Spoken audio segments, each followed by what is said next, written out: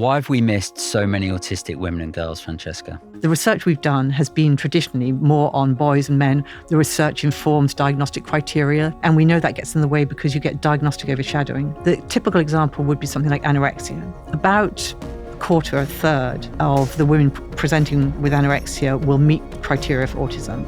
Where did we then start actually assessing girls and women? 2012, that sort of time. Wow. That's only a 13-year period where girls and women have had the opportunity to even consider that this might be how their brains work. Our next guest is one of the world's leading autism researchers who has spent over 30 years changing how we understand autism, especially in women. Professor Francesca Happé has written over 150 scientific papers, and her work has helped expose what gets missed: the PTSD no one talks about, the women who slip through the cracks, and the aging autistic still in need of answers.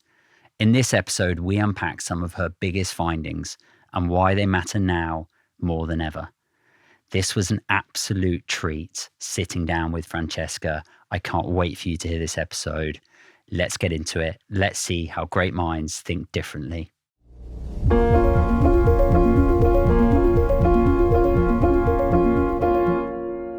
I've learned, Francesca, about autism for 5 minutes compared to you. You've been studying it for, not far off as long as I've been alive. What a treat. I feel like for my brain, sitting down with you is a real treat.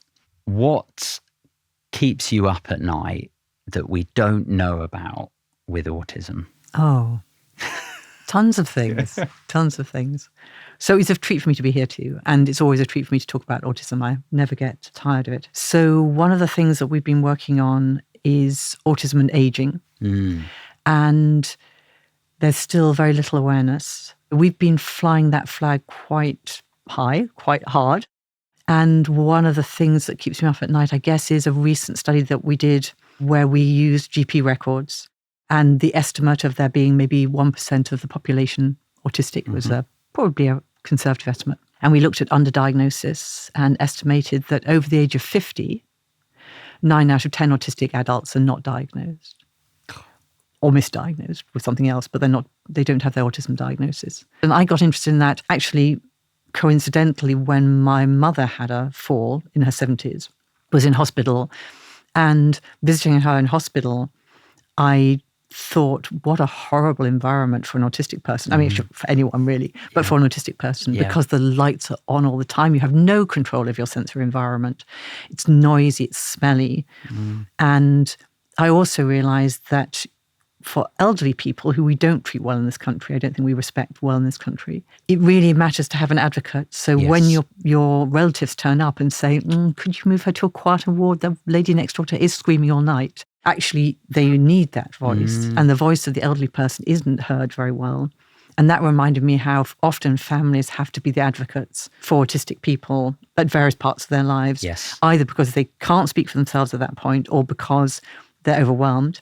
And a lot of elderly people won't have relatives. And a lot of autistic elderly people may not have life partners or children because of the lives they've had. And so they're in a horrible environment without an advocate. And it made me really aware to think about autism in those years. Yeah, I love the lens you're putting on obviously a very personal situation with your mother, but because of the work you do, that consideration of what is this environment like for autistic people? And I guess specifically, what's this environment like for autistic elderly people? Yes, because it was an osteo ward. So the only people who hang around are old. I should have said that. And so then what did you do? So as a researcher, you try and get some research done. And what I found pretty quickly was that autism in old age was not a sexy topic to get funding for. And one of our grants, we got a review back saying, is aging and autism really interesting or important? And I thought, I can't fight that. So we got no funding. So what I did was, I was very lucky to have a sequence of brilliant PhD students for whom I could get funding, or they won funding with me, and who were passionate about aging and autism. one of them neurodivergent himself, late diagnosed. One of them who is now a postdoc with me, and he's storming that area ahead. They did an analysis of how many papers have been published on aging populations with autism versus children.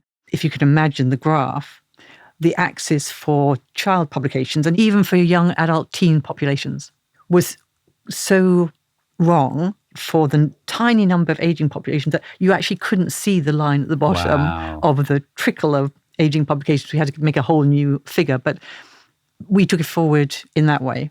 It is now becoming a field where people are beginning to get interested. And hopefully that means that funders will have to get interested and put some money behind it, I hope. What's been your sense of meeting and talking to people who are 50 plus, who are autistic or undiagnosed? What are the themes, or what are people saying to you? So I've met a lot of people who've had a late diagnosis in their 50s, in their 60s, even in their 70s. And I was asked the other day when I was giving a talk for GPs, somebody asked during questions, what's the point of giving a diagnosis to somebody in their 70s? What difference can it possibly make? It made me really cross.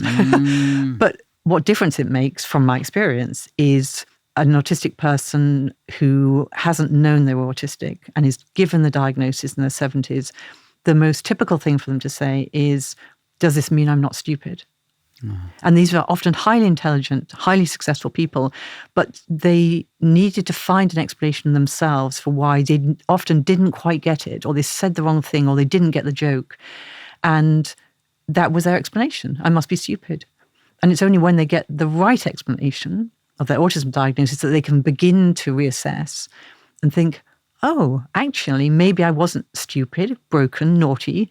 I was just different, and different in a way that other people are. And there are other people out there who've shared some of my experiences, or with whom I can share experiences to help them in the future. It's often a bittersweet experience of, if only I'd known, if only other people had known. But I think always valuable. It's always valuable to know yourself better, and always valuable to be able to explain to others why you're different. Is there a correlation between sons and daughters being late diagnosed, and of course we know there's a big genetic hereditary component, and then their parents being assessed? Yes. So for these really very late diagnoses, there are two typical pathways that I've seen.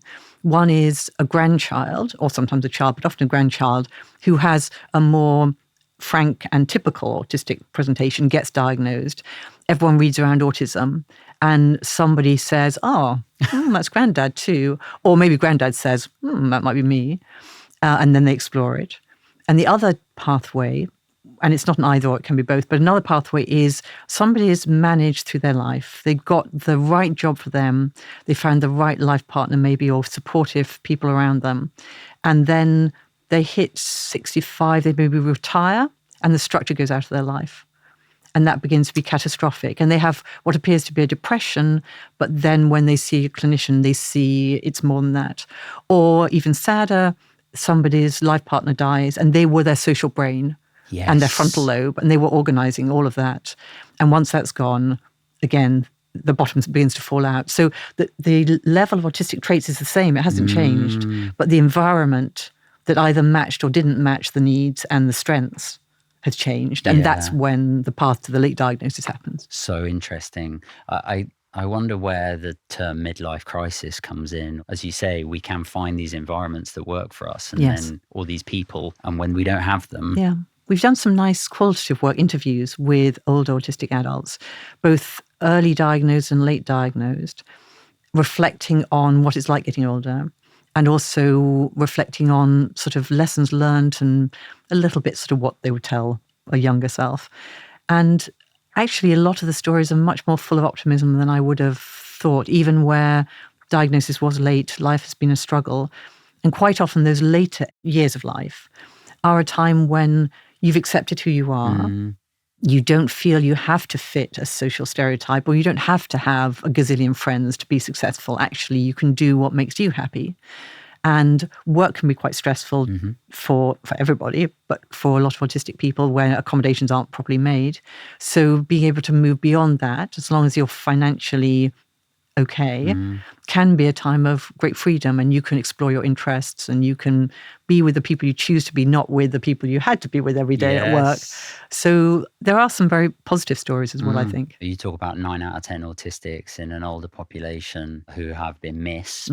Just to throw in, and I know this is a key area of your work, another area of society that's been missed, women and girls.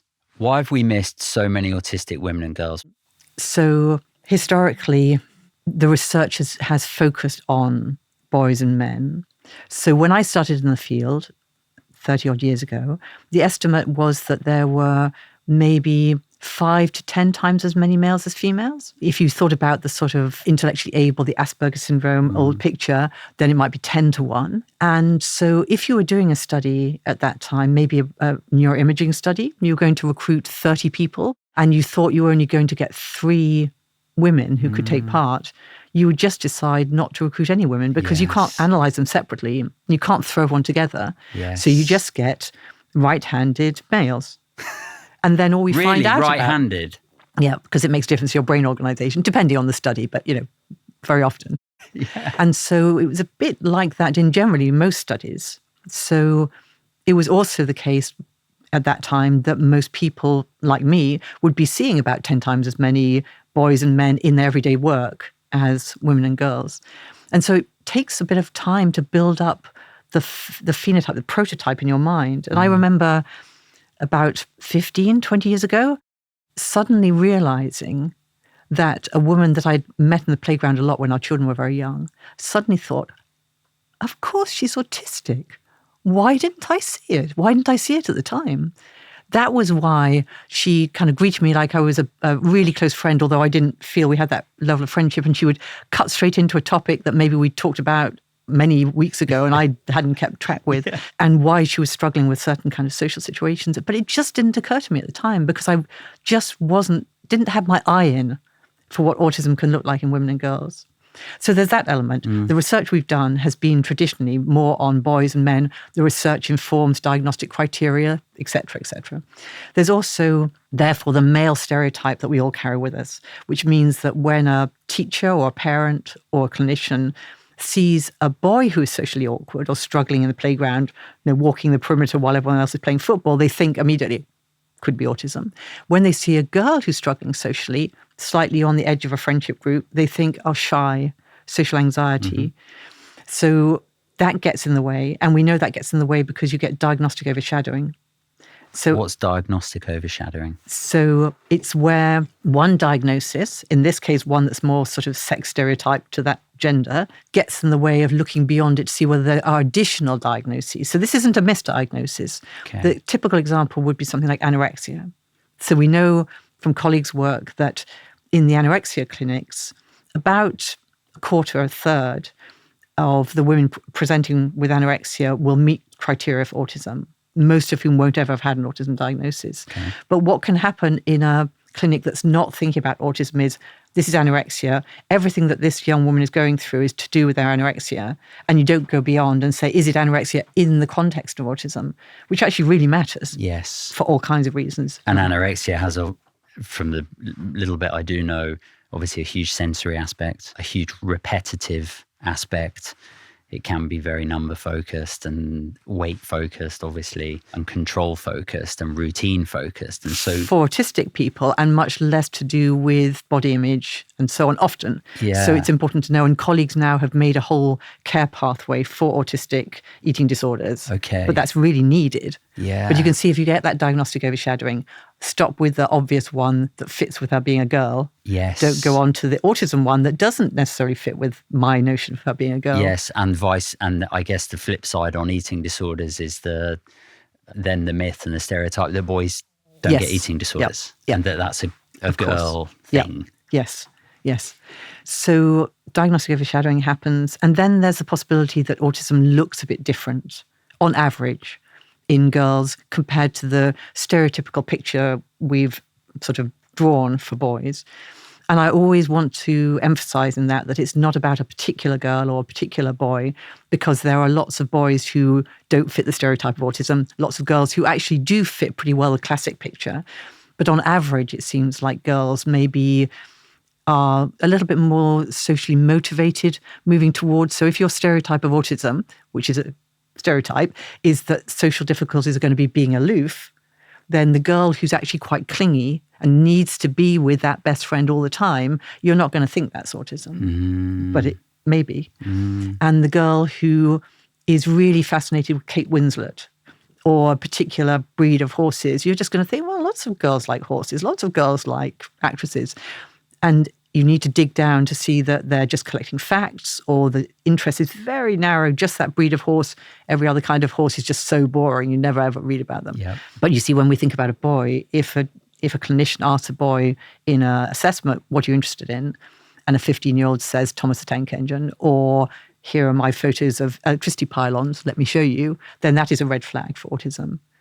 But that slightly different picture in girls with a more typical focus, but still very intense, we don't, traditionally we haven't recognized. I listened to you talk for the Gresham's lecture, and God, it brought such a smile to my face when you were talking about, and I'm guessing you were showing an image side by side of, things being lined up. Yeah. Could you just tell our listeners about that? Of course. So a very prototypical description of repetitive behavior in an autistic child might be lining up toy cars. And so I showed a picture of toy cars lined up in a way that would make a lot of people go, ding, that could be autism. And then a picture of lined up cuddly toys sitting against the wall, again, sort of nicely arranged and paired and so on. And most people will go, she's going to play schools or something imaginative. But they're lined up toys. It's exactly the same. It's just the stereotype we bring to it. So we do all this research on men and boys. That leads to more research on men and boys. And stereotype, which feeds into the diagnostic overshadowing. And the diagnostic criteria. Yeah. And then the public perception of it's trains, it's boys. Yes. And girls and women get totally missed. Yes. Where in this last, 30, 40 years, where did we then start actually assessing girls and women? So I think we started shouting about this a bit, maybe 2012, that sort of time. Wow. But it takes a while, but it has gathered momentum now. And I think there's a lot of research now specifically for women and girls. There's a lot of research about masking and camouflaging, which might be the final piece of the puzzle for why we've missed women and girls historically. And encouragingly, people are beginning to do research on female-specific experiences like menopause, pregnancy, and so on, which have been completely neglected, because if you're not thinking about women when you think about autism, you just don't go there. Yeah. I'm sorry, I'm still slightly just taking in the 2012 fact on that for only the last 13 years, we've been able to start seeing this or talking about this, only because I guess I just fast forward the tape on that's only a 13-year period. Girls and women have had the opportunity to even consider that this might be how their brains work. I can certainly remember going into autism special schools in the 90s, and there was maybe one girl in a whole school. So it's been a growing kind of awareness, but really we need to address how things look different. So I was involved in the DSM-5, which is the diagnostic criteria that came out in 2013, which was, interestingly, the first where you were allowed to have an autism diagnosis and an ADHD diagnosis and an anxiety diagnosis and so on. So big change. And that's only 2013. Yeah. I mean, of course, we started working on it in 2008 or something. But at that point, we were asked to reflect on how the presentation might be different by age and by gender. Okay. And there wasn't very much we could point to in the research about gender, although obviously we're beginning to think about it. And so that was, say 2008 or 2005, we're beginning to think about it. But actually to have some research evidence.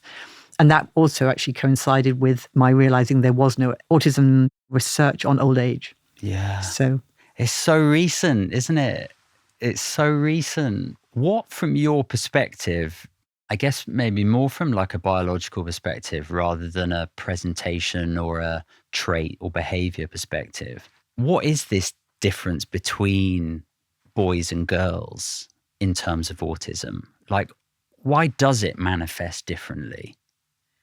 So biologically, there is an idea of a female protective effect, which means that genetically, and we know autism is strongly genetic, you might need to have more relevant genetic variants to push you over the boundary into autism if you are female than if you are male. Okay. And the way that they've demonstrated that is that if you look at boys and girls who are autistic, who are diagnosed, the female protective effect theory would say those girls who've met diagnostic criteria, they have a stronger genetic signal. They've had more of those genetic variants to get there.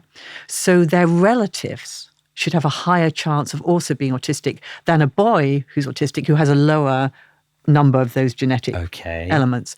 And they have shown that the siblings of autistic girls, male or female, are more likely to have high autistic traits or be autistic than the siblings of autistic boys. Interesting. So that's the female protective effect. Now, there is a slight caveat on that in my mind, because we're talking about diagnosed boys and girls as a starting point. Sure. And if it's harder to meet criteria because of bias and stereotype, et cetera, yes, then you may have, in principle, if you're not careful, you're going to have girls who have more autistic traits, a more obvious presentation of autism, compared to boys who they've snuck in under the wire. They didn't have to have many autistic traits to get recognized. And then you're not comparing like with like. Yes. So you have to be careful with that in your design. But some studies have been careful. Okay. But I would also say the female protective effect doesn't seem to only apply to autism. It applies to other things, other neurodivergent conditions. Not the evidence base isn't so good. Okay. But it may not be autism specific. We don't know. On a scale of 1 to 10, how much do you think we know about the female autistic brain? Oh, well, we know hardly anything about the male autistic brain. So you can divide that by 10 something for the female autistic brain, just in terms of the number of studies there have been. I don't think we understand the brain in autism very well. But again, reflecting how old I am, when we started in this field, just after my PhD was when we first began to be able to use fMRI rather than PET scanning to look at the brain. So PET, you inject a radioactive ligand, and MRI, suddenly you could put anyone in the scanner, provided they didn't have a lot of metal on their head. And that was just coming in, So again, we haven't had those tools for very long. Interestingly, there's still, compared to some other conditions we might want to understand, there are very few brain banks to look at the brain after death to see what might be different. Why? For autism. Efforts started later. Sadly, the more typical older phenotype of autism, the classic from years ago, those individuals often died from epilepsy or in accidents. And there's also great sensitivity around saying to parents of children, for example, when your child passes away, whatever age they are, can we come and take their brain? Yes. It's a hard thing to say. It's much harder than to say to the relatives of, say, an Alzheimer patient nearing the end of death, we really need you to help us with this. Do we have any theories around autism in animals? Well, so there are lots of headlines that you'll read saying scientists have made an autistic mouse. Okay. No. So I would say that the core elements of thinking differently in autism, some of them you might be able to model in an animal, but some of them you absolutely couldn't. Okay. But that's my view from my psychological theories. So one of the aspects of autism that I think is really interesting is the sort of eye for detail. Yeah. And tending to focus on the parts rather than the whole, which makes autistic people super good at certain sorts of things. And we can talk about that if you'd like. But you could model that in an animal. So pigeons can do sort of, local global tasks. Mice aren't very visual, so mice go by smell. How do you think about detail and context with smell? A bit harder, but maybe you could crack that. Another part of autism, not specific to autism, but important, seems to be to do with executive function, planning, monitoring, thinking ahead, coping with change. You can test that in animals, frontal lobes. No animals have really quite as good and powerful executive functions as humans. You have to go a little bit up the primate thing. Probably most people aren't so keen to do that. Yes. But you can do some executive function work in animals. Can we map genes from a genealogy perspective? So the mouse work is all about genes. The mouse work is all about knocking out a gene that they think is interesting and seeing what happens. Okay. And sometimes restoring it. But what I was going to say about the animal models and the psychological theories of autism, one of the important aspects of autism is differences in social processing. Mm-hmm. And I don't think any animal processes the world socially quite like we do. Yes. And so I don't think they'll ever model that. But what mainly they use animal models for is when you get down to a more mechanistic level. So not the thinking, but how are the synapses firing? Yes. What's the connectivity? Is there an overexpression of this neurotransmitter or something? I just wanted to go back to the aging piece. Do autistics live shorter lives? So there has been some studies that have suggested, on average, a shorter lifespan.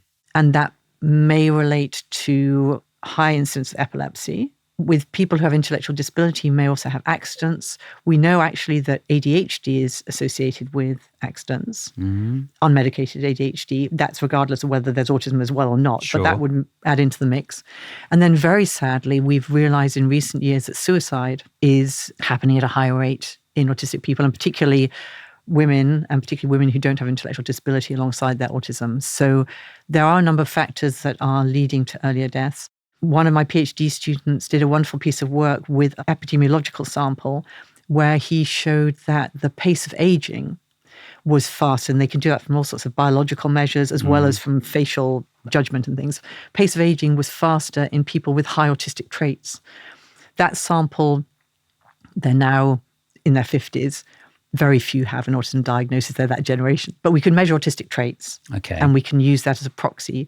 And we found those who had higher autistic traits, they were aging faster. But he's also doing some work currently to look at what explains that association. And so he found that the association between autistic traits and pace of aging was entirely mediated by, you won't be surprised, mental health, healthy lifestyle or not, loneliness, and I think sleep might have also had a little contribution as well. So there are all those modifiable factors that we can intervene on. I.e., it is not because someone is autistic specifically that they are aging faster. Exactly. It's because not autism. No, it's not autism per se. Faster. No, it's some of the things downstream that high trait autistic people are experiencing at the moment that they don't have to experience, that we can change. And can we then take from that, if the world we live in and the myths and the stereotypes and the understanding was improved, autistic people wouldn't age as fast? You wouldn't age faster than other peers, yep. Yes. Yep. I think that would be the implication. I mean, it's early days, but yes. Could we also therefore say, maybe not so much from something like epilepsy, but from a suicide perspective, that these are avoidable things? Yes. Yeah. Yes. I'd like to talk about trauma, PTSD, its relationship with autism. I was diagnosed with CPTSD probably 20 years ago, but I know you have done a lot of work in this space, Francesca, and so I'd love to hear what you found in terms of autism and trauma.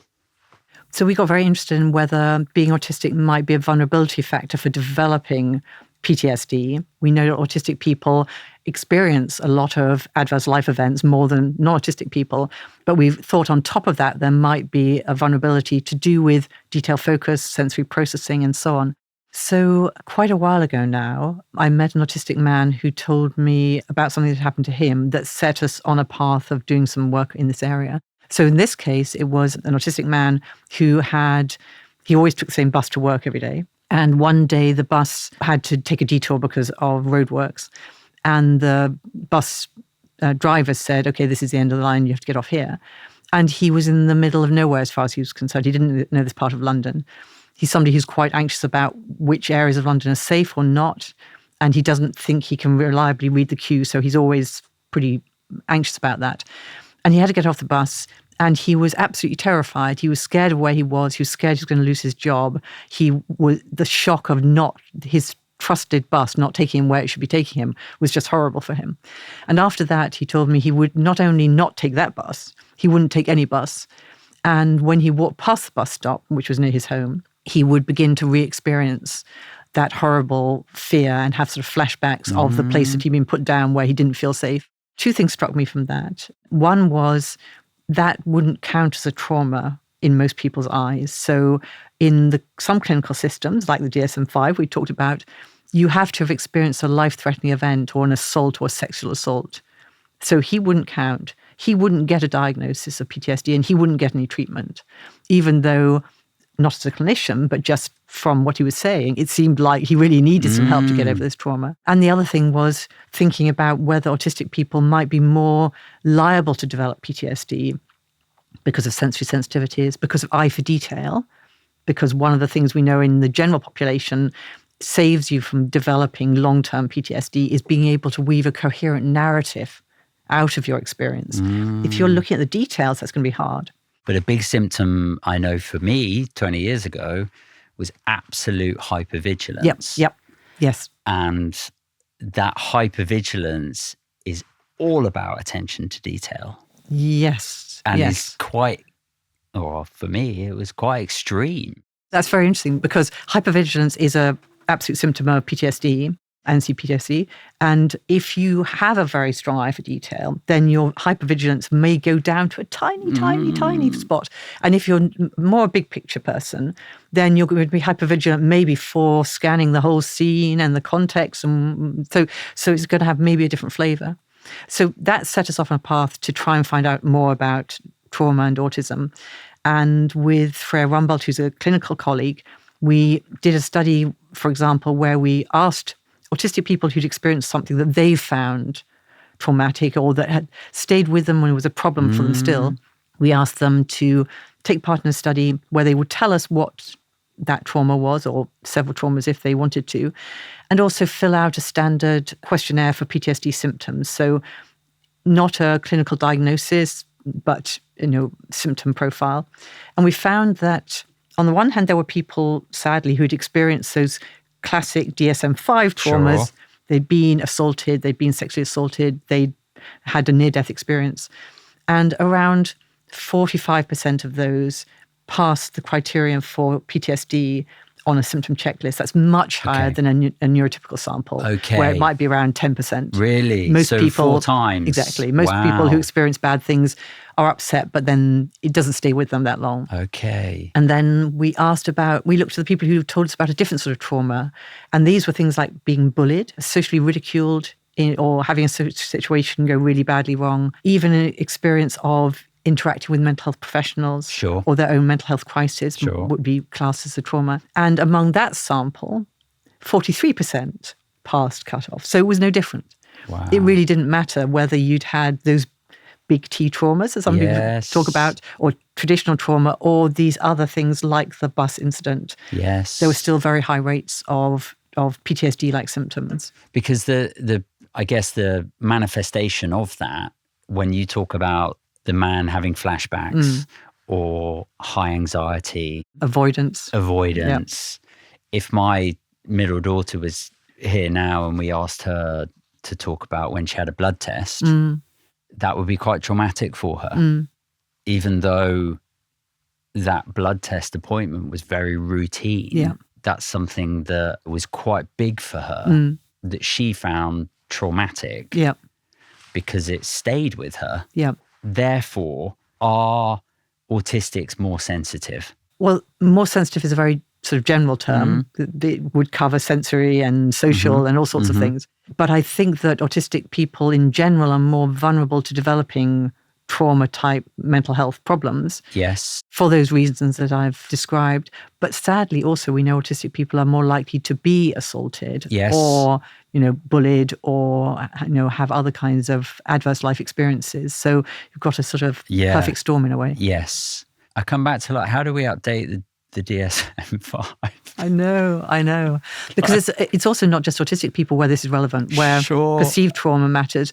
Think about if you have paranoid delusions, if you're in psychosis, you believe someone's trying to kill you. Yes. That's enough to make you traumatized, even if it's not factually true. Yes. Or all the people who were many people who were in the intensive care during COVID and come away with an experience of flashbacks of believing the nurses are trying to kill them, even though it wasn't true, but it's still a real present mental health problem. I don't know. I mean, I think the DSM-5 trauma criteria in America are very linked in with the military vets. Okay. And a sense that they don't want it to be watered down so that someone can say, oh, I'm traumatized by my boyfriend leaving. Yes. Or something. Yes. So it's a difficult battle to fight. Luckily, why do we follow the US? Well, luckily in this country, we use ICD 11, and that's not so strict. Yes. So that would allow in the bus trauma, thank God. But of course, a lot of the world uses DSM. Yes. So it is important to try and lobby that. And so that is, well, over 10 years old. Yes, there was a text revision in 2022. So Okay. I don't know when they'll do the next one, but they could put in a revision.